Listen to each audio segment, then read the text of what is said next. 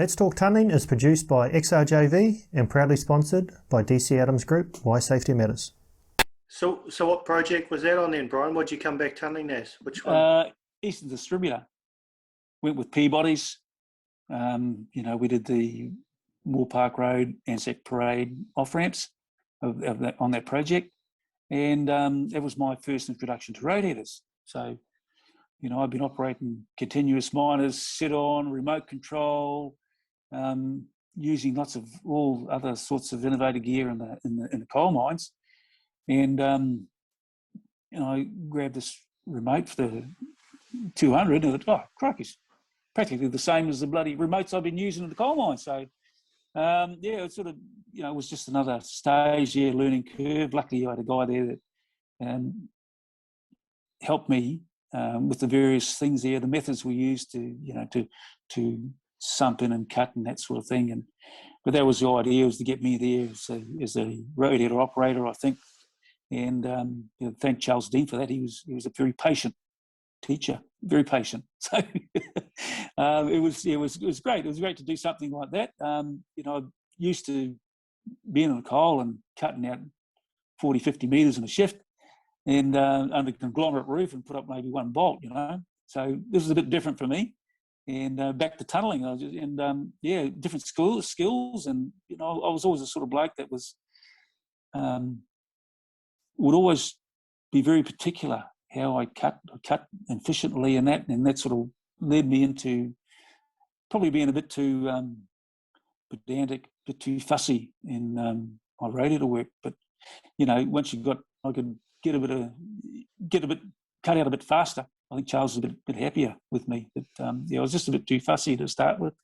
And, trying to cut as close as possible to the line and leaving probably not cutting out enough and that. So, but eventually, I got there, so it was all good. Yeah, and I really enjoyed that side of it. Yeah. Can you explain that process then? Like when you say cutting to line, it was all different there, eh? Because now they've got the guidance system, but guidance. It was all by eye, was it? Well, yeah. When we started off, we had a bit of a ramp to cut down to where and that it was an area that was under concrete roof, flat area. We had a couple of walls there to guide us, wall beams, and we sort of started cutting out the bench to go down to where the actual main tunnel part started. We only had a bench to cut probably the first 30, 40 metres, and then we cut the main tunnel profile out from there. So that was a good start to me cutting. It was cutting to the bench. We'd just drop a string line down, sight down there, make marks with paint, if you can see what I mean. You knew an offset off the concrete, bottom of the concrete pillar with your width. You might mark 150 mil off the string line that was hanging off the concrete pillar, and that was your mark you cut to. That was the easy part, yeah. The floor, so the same thing with the floor. You might have had a laser set up for the floor, I'm not sure, I can't remember now. But you knew your gradient. So you had a gradient there to work to as well. So you might have sights for the gradient, and you just marked that on the wall and did your best to get it. You were watching down there. It was all mostly by eye. And so you kept you try and keep your floor as flat, as level as possible, even though you were going down like probably about a 1 1/8 decline. We had lasers to give you your direction and gradient, but you still had to mark up your face to mark up your profile.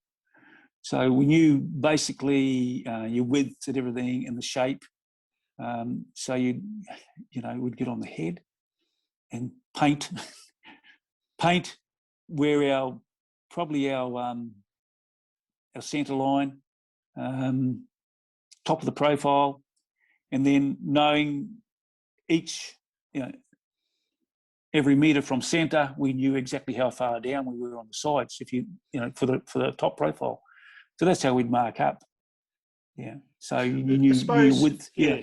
I suppose for people that weren't around back then, like you said, you've got a big machine that's at the face, you've advanced, a few meters, and then you want to just reassure yourself that you're going on the right line.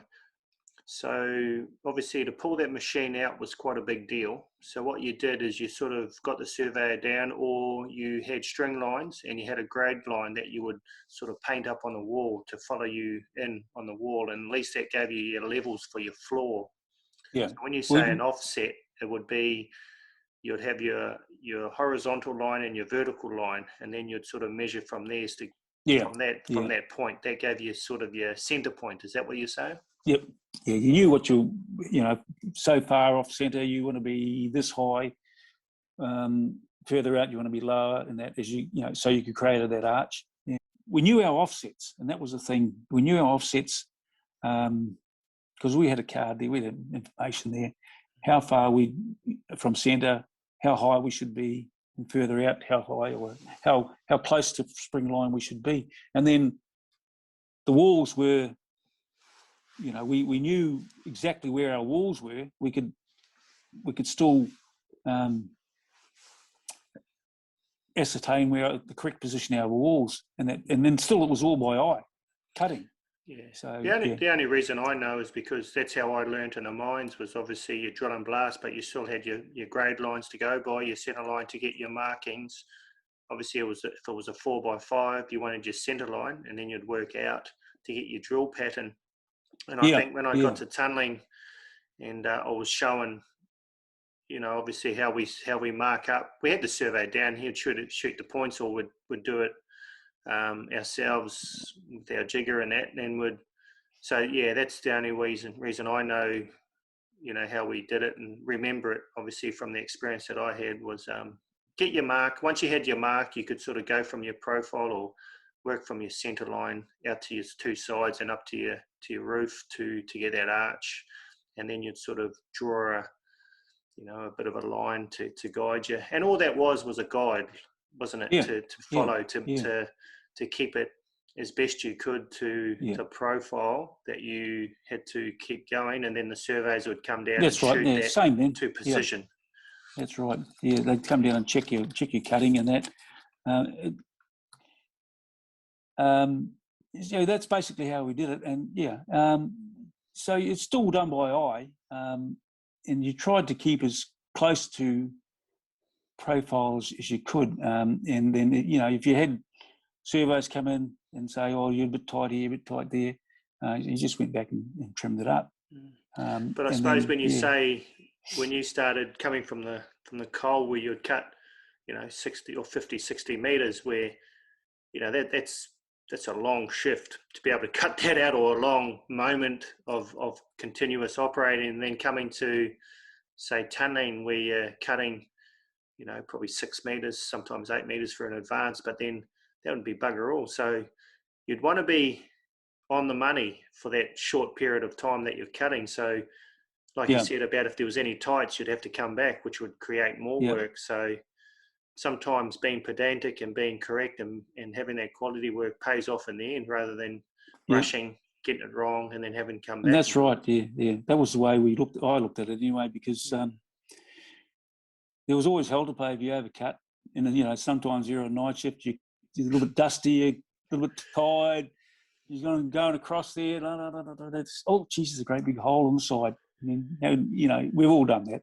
So, not realised at the time. Hand up for that. Yeah. I mean, these are the days before we had the guidance.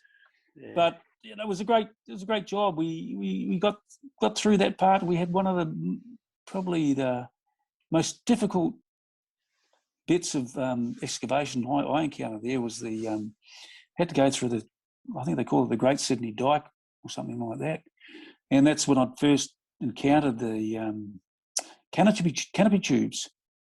So I'd heard about it, but I'd never seen anything like it. So, and we had like the canopy. We were at this part of the tunnel where the intersection was for the two off ramps, so the Moore Park Road and Anzac Parade, and it was about 17, 18 metres wide at this particular junction, right where this intersection was. And So they knew all this was going to happen. They knew the dike was there. And I think 2 stages of like 11, 12 metre lengths of canopy dew to cut through and then do all that. And that took, some time, some weeks. Grouted them all up and everything and get back to excavation again. But that was a real eye-opener for me. And then cut and standing girders and shotcreting them in and cut again and hook the rotor into one of the canopy tubes and just about get thrown off. And that was a bit of so the little memories like that stand out. And it was, just that process for me of not having seen this sort of work before and then suddenly being thrust into it. And I think, well, this is good. This is neat. I got back in the tunnel again. I was really felt in my element again. So yeah, after having all that time in the coal mines, I thought, wow. And being in construction work where you're actually building something that's going to be there for a long time, whereas in the coal mines, well, you're there and it's gone. You know what I mean? Whatever you create, cut, excavate out, 6 months later, it's gone. It's it. You've dealt with it, so it's no longer there for you to see. So this is good. I had that attitude that, wow, this is going to be another good construction job, and it'll be a lasting memory for me. I go through there, been through there many times, like all the other tunnels we've been through down there with my kids, my grandkids, and that. Wow, coal worked here. That was a good project. I managed to get quite a bit of time out of that, Once the excavation had finished, I stayed on with Leighton's, and there was still quite a bit of tidy up work to do. There was still,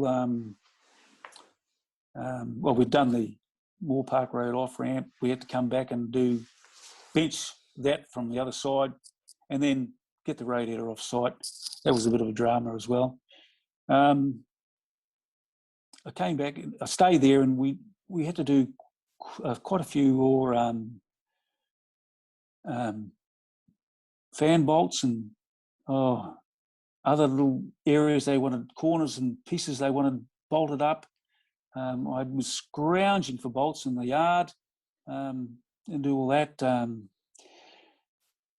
All those, Andy talked about the beams being brought down into the tunnel because it was, it's 2-compartment, north bottom tunnel and top tunnel for north and southbound. I stayed there. After parts of the tunnel were actually, the beams were supported on columns. Were concrete columns. Majority of the beams were supported on the sides of the tunnel, excavated into the sandstone. But parts of it were, the beams were particularly near the northern end, were mounted on these great big columns, concrete columns. So they had to be anchored, the columns. So I did a lot of airleg work there out of the basket to drill the anchors. I think they're 3 or 4 metre anchors to anchor these columns and grout the anchors. So and that was, it was different work again. It just helped me, the skill I had, I suppose, kept me on there. Did those things, did the fan bolts, and then I got probably 12 months out of that job, and then of course all the guys had moved on to the M5, and ended up there probably about a month after I left the East Distributor. It was just interesting jobs. It was fantastic. Every job's different. Yeah. They had to rethink about how they did the cross passages, and the standout for a lot of the guys, I think, was the fact that they made a decision later on to drill and blast the cross passages. That's on our part of the M5 anyway, and that was, we did about 2.5 Ks. Concrete Constructions did about 1,100 from the other end, and then we also did the ventilation tunnel there. But it was great. the guys got the opportunity to do drill and blast. None of them had ever, probably 2 or 3 guys in the whole project had anything to do with drill and blast before, like airleg wise. So they got the opportunity to use the airleg. The top holes we had elevating work platforms there, and that was a good opportunity. So we'd go through and do one side, and then strip out the other side, sort of thing. Do half and half, of each cross passage. I think they were getting a bit behind with them, and then with them deciding to go with the drill and blast, we actually caught up, and that freed up. The road headers was taking a while to get this done. They'd have to take the tails off the road headers, and there was problems with the ventilation, and that it was a good decision from my point of view anyway to go drill and blast. And the guys loved it. They loved to get on that air leg and drill out, and then you got the experience for them for loading up. And we had a great big blast curtain set up there that you shoot to that. And we had no problems, no safety problems in that. Everything was done really well. You sort of bolted by hand. We could still get the boulders in there, I think.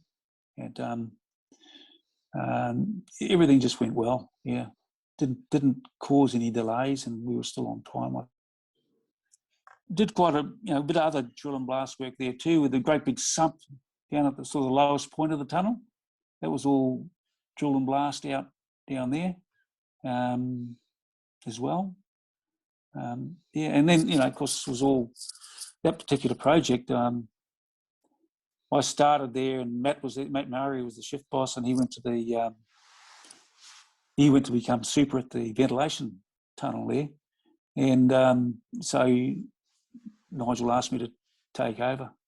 So I was still learning a lot of stuff then. I'd never worked with the 300 before.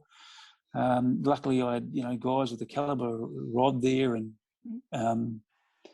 Benny. I think Benny joined us there as well. There's a few guys.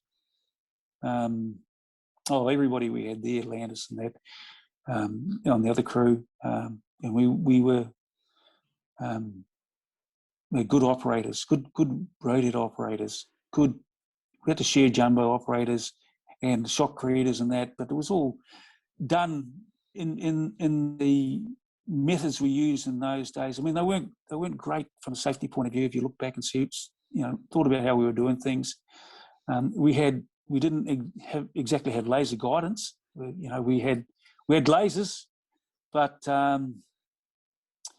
how they would mark up was the computer was set up, and then you put in the chainage and that, and then the laser would, much the same as theodolite would shoot your profile. Yes. And it was always calculating. That's what I learnt off. Exactly what you're saying there is what I learnt off. So Bro would put the chainage in, and then it would shoot, and then I'd paint up the marks. Yeah. Night shift, Friday nights. I mean, we'd cut down one side, probably 20 metres at most, and then that was the wide side. Cut the narrow side out. You might have 18, 20 metres on the narrow side.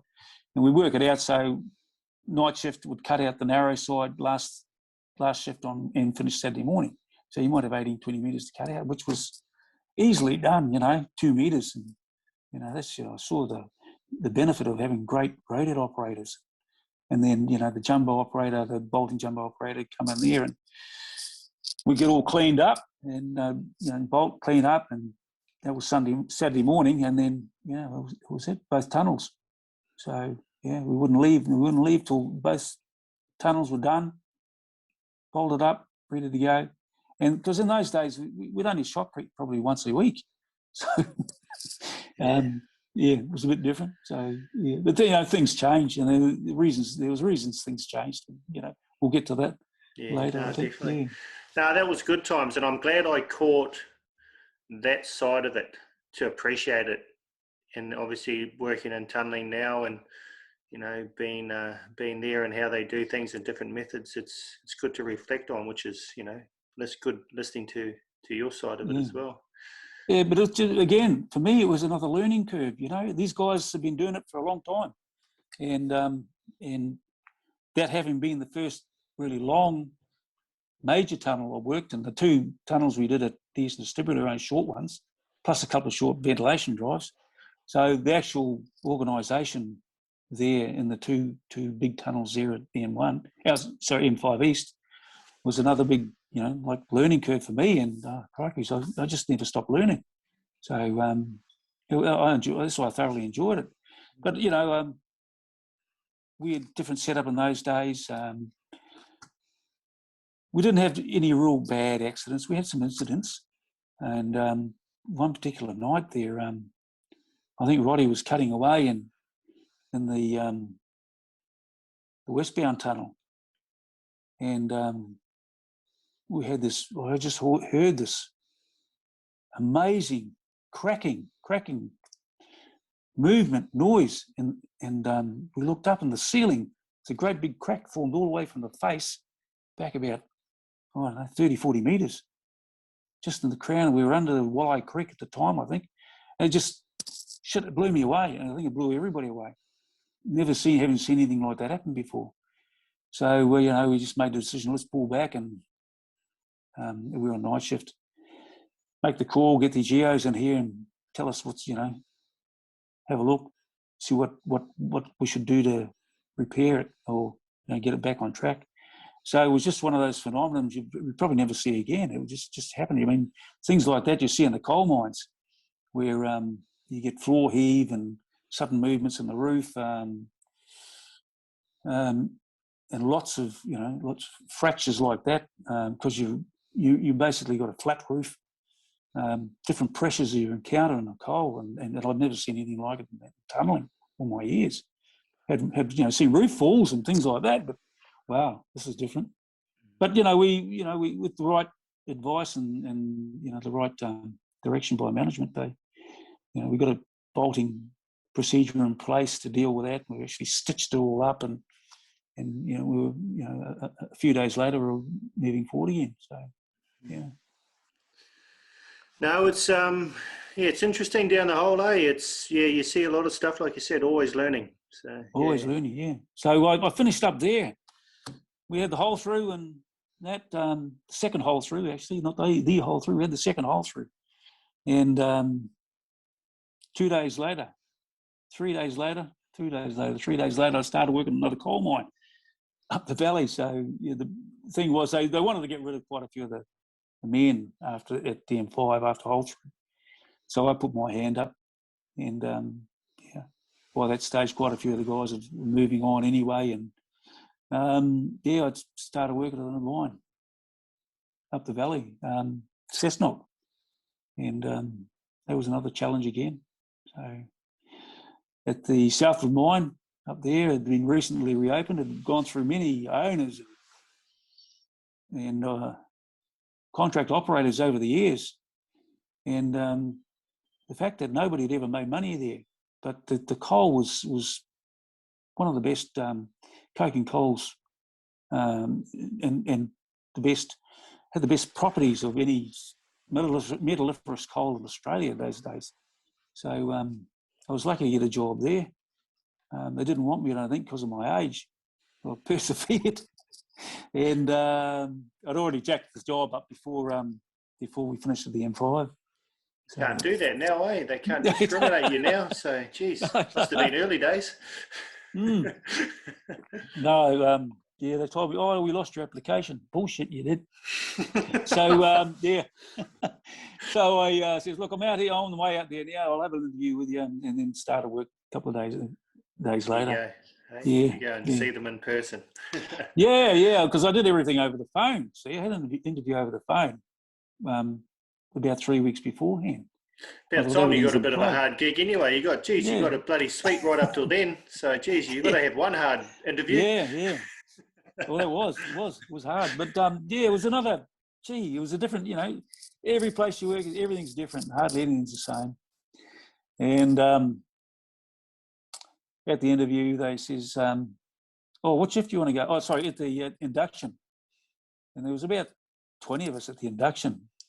And what shift do you want to go on? You have to write down what shift you want to go on. I said, I want to go on Monday to Thursday because they're doing 4 days and three shifts for weekend roster. So I said, I want to go Monday to Thursday, rotating, 2 12 hours. Okay. And they asked us about 3 times throughout the 2 3 day induction, what shift do you want to go on? Blah, blah, blah. Anyway, to cut a long story short, they put me on weekend roster day shift. So, okay, so I'll deal with that, no worries. And that was good for the next couple of years. Hey, so I was there from basically 2001 through to 2004, early 2004. It was a longwall mine. First time being in a longwall mine, and I was on development. I didn't like longwall. Too much dust for me to get involved in that. They had plenty of longwall experienced people there, but I was, always been on development, and they had these great continuous miners back then, and they were just all everything there on the machine, cut, bolt, then you could cut and bolt at the same time, and that was, to me, that was great. You had good ventilation. You could actually ventilate from the machine through to your actual vent tubes, so it was all all well set up. Did get a bit dusty, but if you've got dusty, well, if you struck too much dust, it means your vent tubes weren't set up properly. So that was all good. We set some good records there for that particular mine. It was very, because we had some terrible conditions there at times. It was very deep, a lot of pressure. They get a lot of pressure bumps and that, especially on what they call the mains work. And that particular part of the mine, because the mine was so old, we were working a very old area surrounded by old, decades closed mines. We were full of water. So we had to be very careful with what we were doing. They had to have a system in place where they had to prove up that we weren't going to be developing into any areas that had previously been mined out. So they had what they call an inrush, water inrush management plan in place. So almost 2.5 years we were there, we managed to get 2 longwall panels developed up. And then it was over at Christmas in 2003, I think it was. They had a bit of drama. It was Christmas Eve, and they had one of their stoppings, which separates these stoppings they create in the cross passages to separate one panel that's been worked out from the panel that's currently working, especially for the longwall. Had a situation where one of these stoppings had failed, and they got what they call a heating in this particular area. And how that registers is that all the gas monitoring on the surface predicted or determined that there was a rise in carbon monoxide in that area, or the monitor that was near that area, and that indicates a heating in the coal. Just difficult to explain.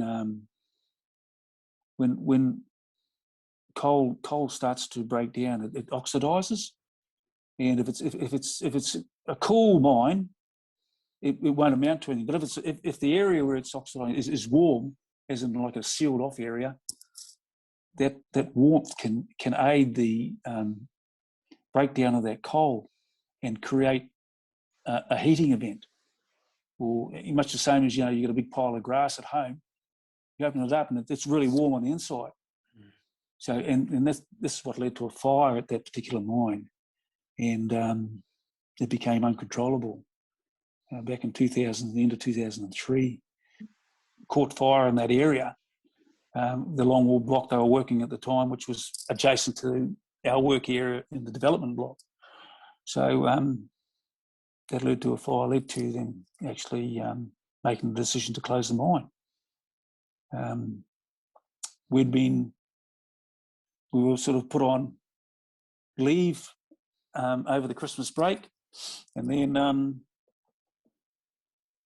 mid-January they decided to close the mine. They couldn't do anything about it. They started pumping inert material in there. They used a diesel jet engine of some sort, pump inert material in there to remove the oxygen to extinguish the fire.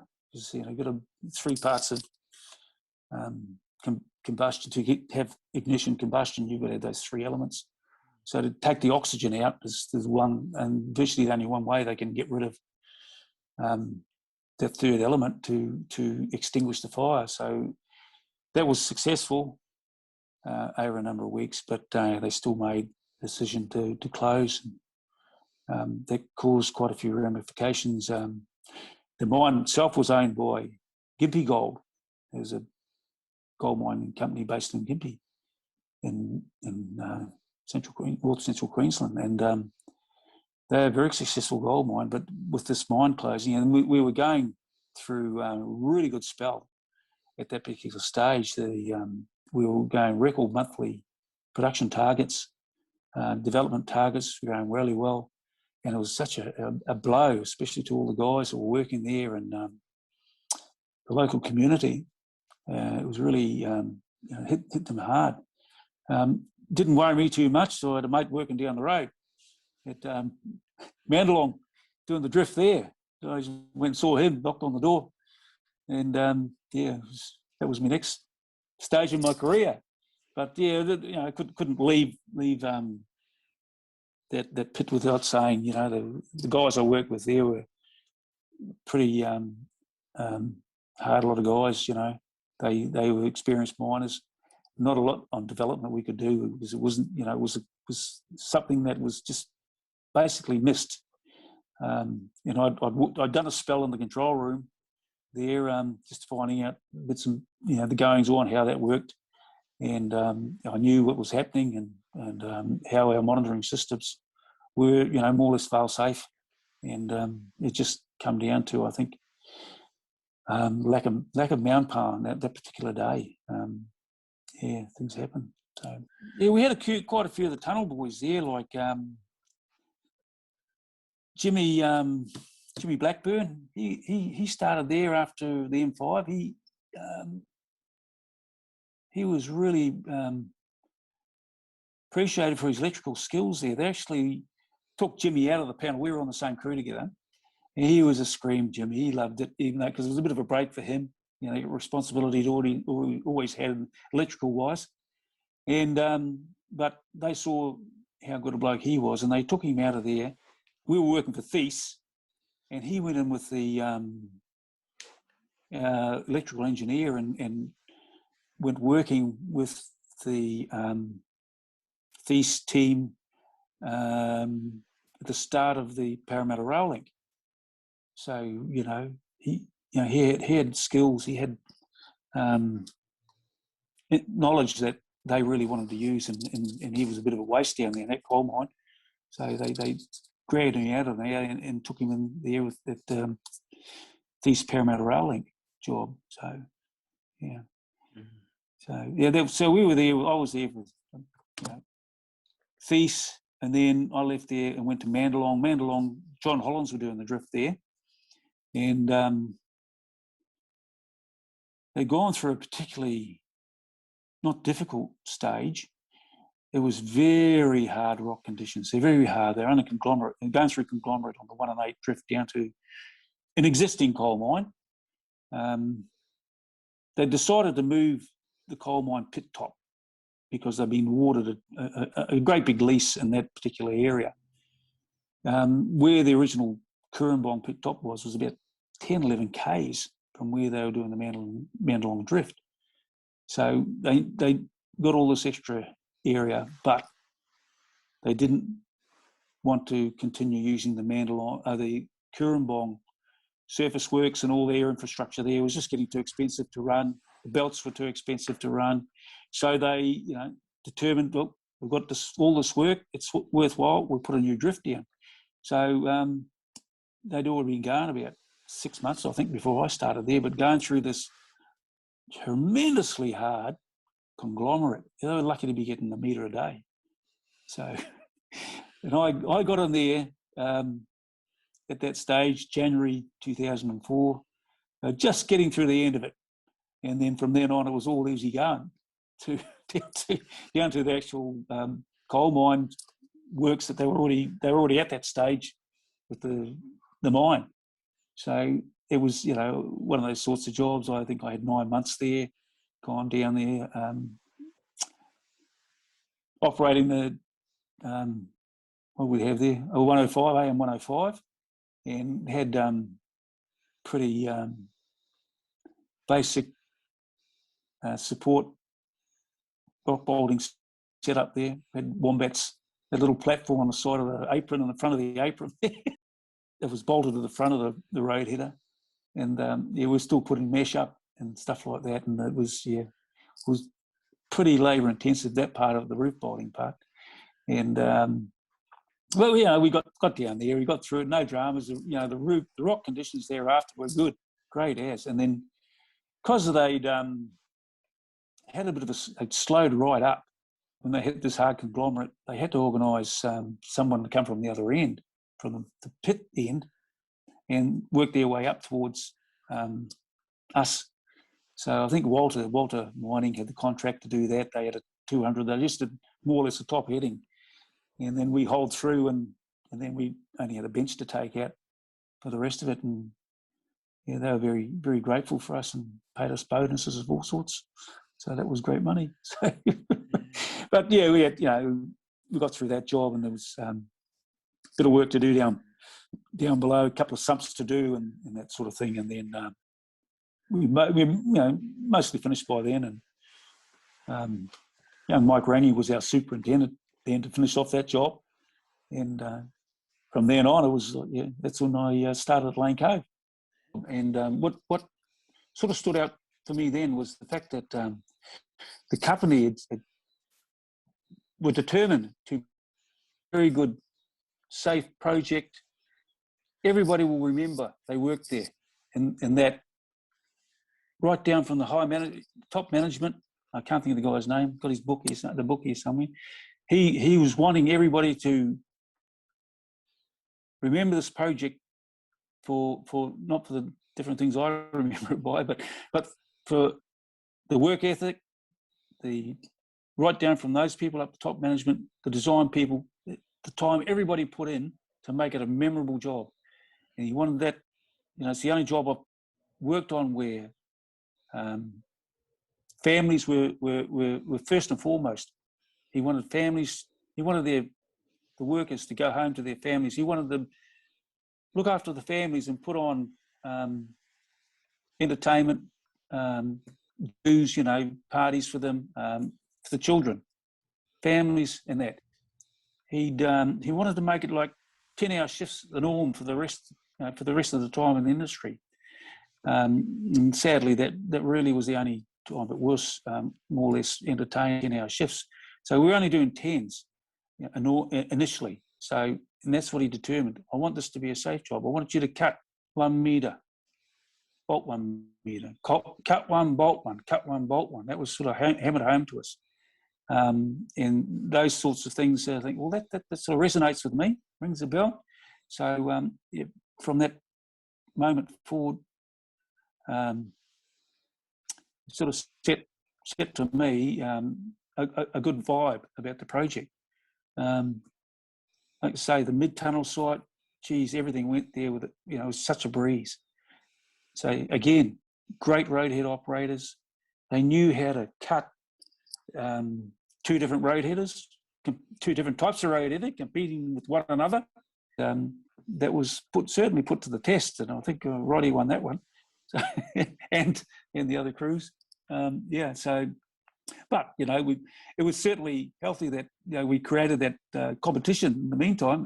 The guys we had and the effort that was made to look after the machinery on that mid-tunnel site.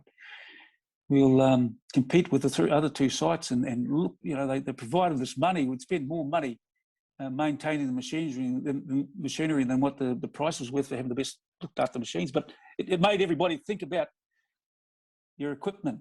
Is it good? Is it fit for purpose? Is it looked after? Is it clean? And that's the environment the management created to make it such an enjoyable project to work on. That's my opinion, anyway. So we had these targets, these aims to do, and then get the job done safely. So.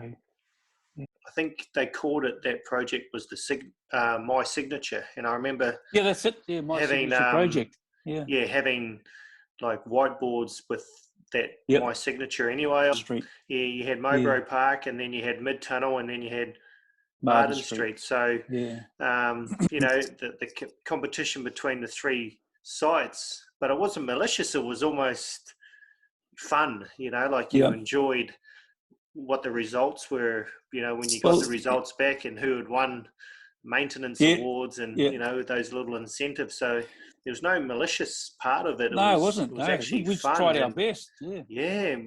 So it was, very interesting. And I really enjoyed it. I learned a lot that project. And I think, the tunnelling, I'd only been to Cross City prior, and coming into Lane Cove, like I've explained to a lot of new entrants coming to tunnelling, your first tunnel, you're sort of freaking out a little bit anyway. You're sort of wondering, what's going on, and you're sort of just happy to be there and be part of something. But then your second tunnel, you sort of know what's going on, you know what to expect, but you're still always learning. As you do, you're always learning, but you're sort of, starting stuff, and you're sort of taking control of what you have to do. You're getting told, and then you're going and executing what you're getting told. So to me, I felt that, and obviously being under your tutelage, and Rod Bro, and Ashley and all those guys, Richie and all those guys, it was beautiful. It was happy. You went to work. Well, it was, like I say, guys have to realise every job, no matter where it is, it's always different. Every job is different. There's always different things about it that you can pick up on. You bring your level of experience in there to help, but each job is different. Things are going to change. Paul Laidlaw came there, and he was a fantastic bloke to work with. He just set an example out there, and he's a good leader. He just never panicked. He just took things as they were, and I tried my best as a leading hand to, and I'd help him out as much as I could, and and it was great. We had such a good set of guys there. Again, everybody knew their job. It was straightforward. We had great conditions, but we still did things that we frown on today. Yeah, but that was just part of what we did then. So we finished our part there, and then I went to Martin Street and worked there. And I went over to Mowbray Park with Johnny Gardner, and ended up really enjoying that side of it too. I think I'd taken a lot away from Mid Tunnel, being under Matt Phelan. Yep. And getting his experience and his knowledge, and then moving on to Mowbray Park and trying to do the best I could there as well. Yeah. What was particularly good too about Mid Tunnel is the quality of roadheader work.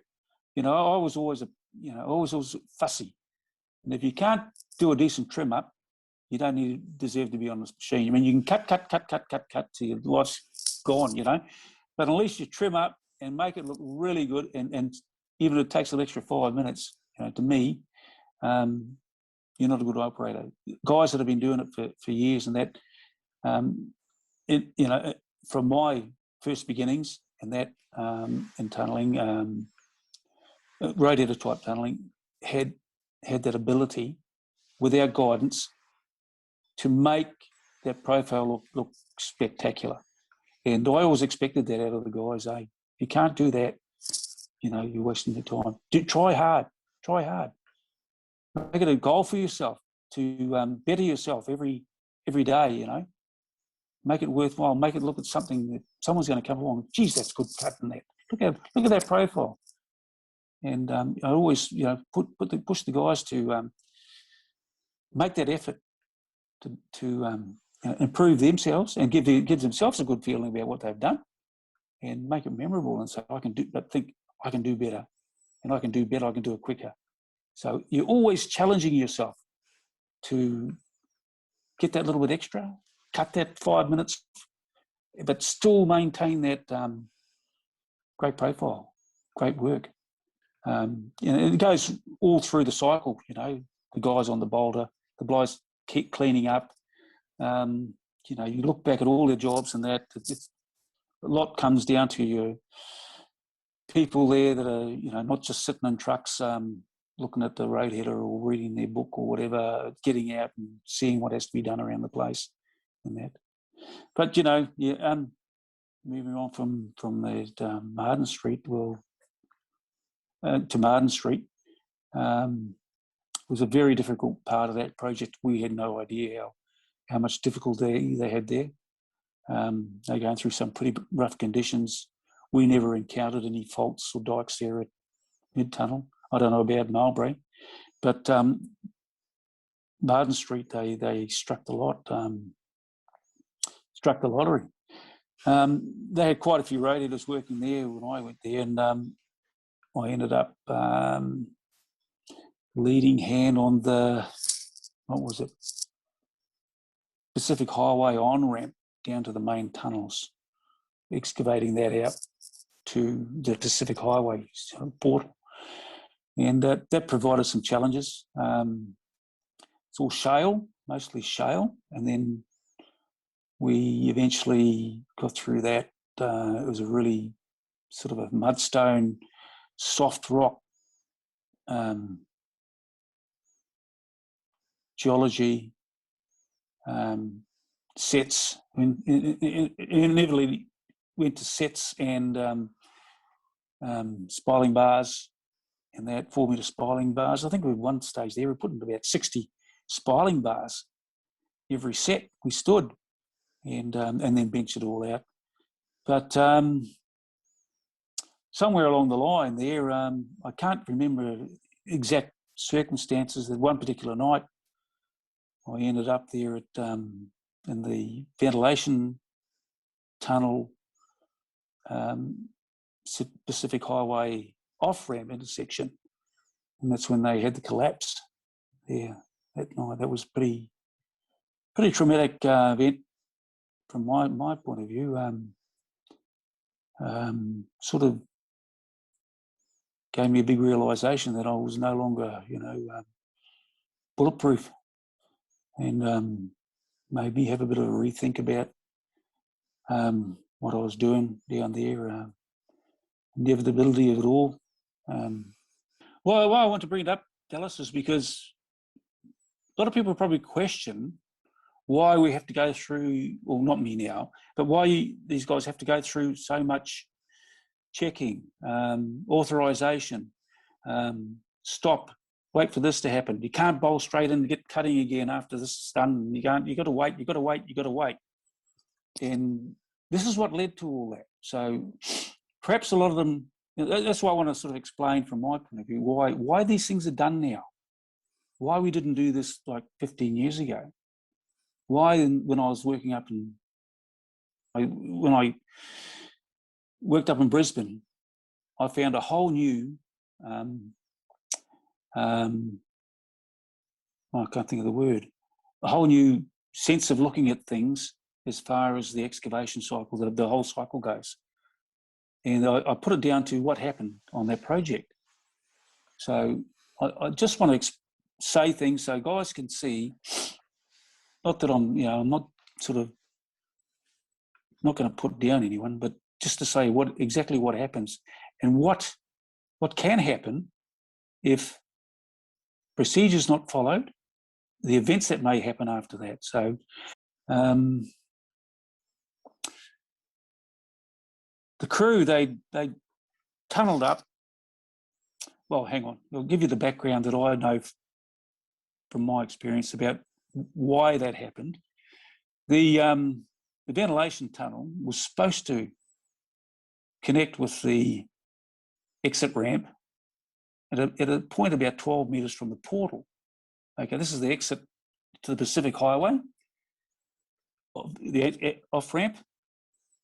Okay, there's an off-ramp coming from the main tunnels up to the Pacific Highway there at Artarmon.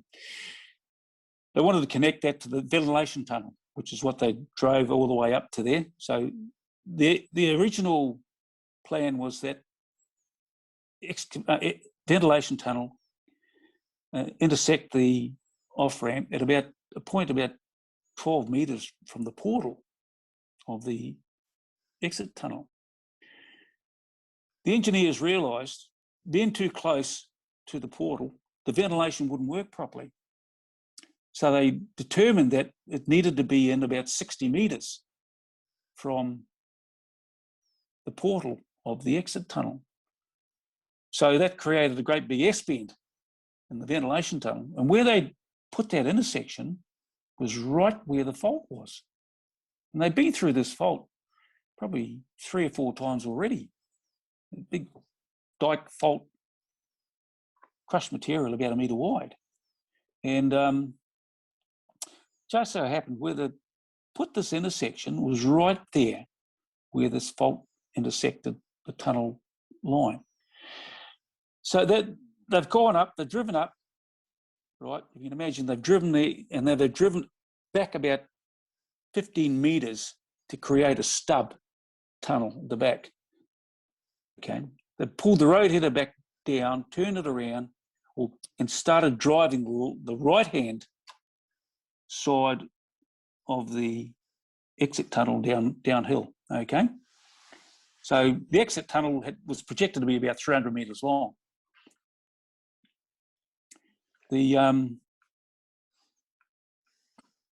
Why they decided to do this instead of not coming from the other end, because all those works have been handed over, and the road's all been down to where the exit tunnel came off the main tunnels to go out. Yeah, they'd handed all that area over, so they couldn't excavate from that end. So anyway, they've come back in this really soft rock. They cut down the right-hand side, okay, and they'd probably had 3 or 4 shifts in there, cut down the right-hand side, bolt, shotcrete, pull back into the stub, shotcrete, bolt. Then they'd come down to cut out the left-hand side, which is adjacent to the ventilation tunnel, right at the intersection. As they've advanced there, one cut at a time, they've done the first cut, which virtually brought them level with the corner of the ventilation tunnel and the exit tunnel. That was fine. Cut, shotcrete, bolt, shotcrete, cut again. So it only took about half an hour to cut out. There's no dust. It was that soft. There's no dust. There's no waiting time for shotcrete setting. There's no waiting time for grout to go off. So the bolts were put up with the jumbo and grout back into cutting. And this is the first time I'd been in that crew. I was only there to operate the loader because I couldn't get a truck up behind the road header. So we've done the second cutout, and the truck had reversed up again, and I've just finished loading the truck and cleaned up down both sides behind the road header and down the side of the road header, right to the face, and we're just watching it, and it's in the sort of roundabout spring line, right on the edge of the fault. It started to dribble. Well, diagonally across, it was about 20 odd metres wide. So if you can visualise that, it's quite a wide intersection, and that was like diagonally the same angle as the fault itself. So we watched And they just watched. We were just watching. I'm sitting in the road in the loader, and started to dribble. Then I moved across to the crown, started dribbling. Next thing, it started moving back from the face in the crown towards the radiator, and then they were off there in a flash.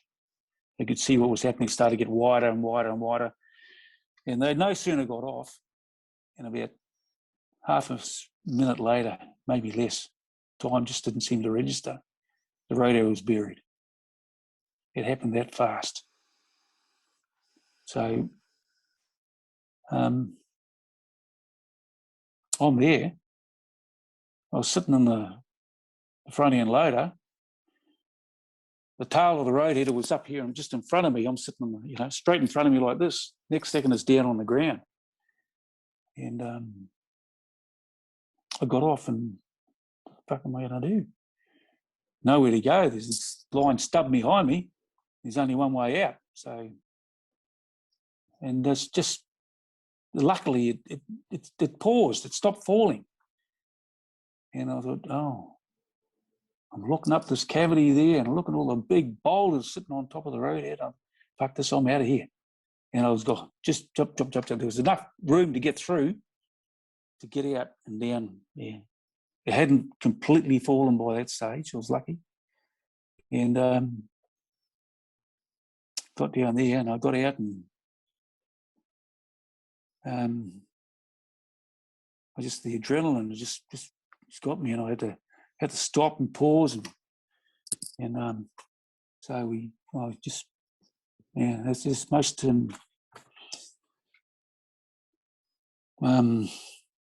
traumatic thing that's ever happened to me underground. I've buried a couple of times on continuous miners, but nothing that dramatic. It was that close. And then, I don't know, not long after, it fell all the way to the surface and just completely filled up that hole. So, yeah, it was, yeah, and then, it's one of those things, it sort of affected me for the next 4 or 5 years, I'm not going to let this thing beat me, So I just got on with it after that. I sort of phone calls on the way home and that, because the guys, everybody was supportive. And, we had a week off and, then they had the big inquiry and stuff like that. But it didn't end there for me anyway. It was, with all this other legal stuff. And it was a big part in what I had to do to deal with it, which, to me, I didn't go through any of the trauma stuff and that. I know that the guy that was there, the lead hand, I won't mention names, but I think he was devastated. I don't think he worked underground again after that. And I just got on with things, I thought this is just part of what we choose to do, So I moved on, and just continued there and went right through. As it turned out, the designers put in place a fantastic recovery program. Won't go into detail about that, but it was just a credit to the people that were involved in the design work there and the actual what they planned and we executed for that area was fantastic. And we ended up going back down to where that exit ramp started and tunneling back up, and we ended up going through there with no dramas. And it was, we just got on with the job then. After the excavation had almost been completed, and then I went down on the sort of consolidation of that area, and that was a real educational process for me. Learning. I'd done plenty of grouting in my time underground, but the procedure they put in place, these consultants they had who'd done this sort of stuff all over the world, was quite intriguing and quite great to be a part of. And it had a good outcome as far as the company was concerned for that area. If things didn't go according to plan, various structures on the surface weren't stabilised, it could have been a lot more expensive for them. And that was shown out by the success of the grouting program, consolidation of that area, and then we still managed to finish that project on time. It was a great feature, really. So I was pleased to be part of that. I took that knowledge with me, and I used that knowledge at another project at a later date. So that was it. Blanco. And it was a scary moment, and a lot of underground, tunneling sort of. It was. Yeah. So, but it's one of those things. I've had to relive it that many times with. I can imagine going through the litigation with the lawyers and that sort of thing. From that point of view, I'd been down to Sydney quite a few times, but I wasn't the only one.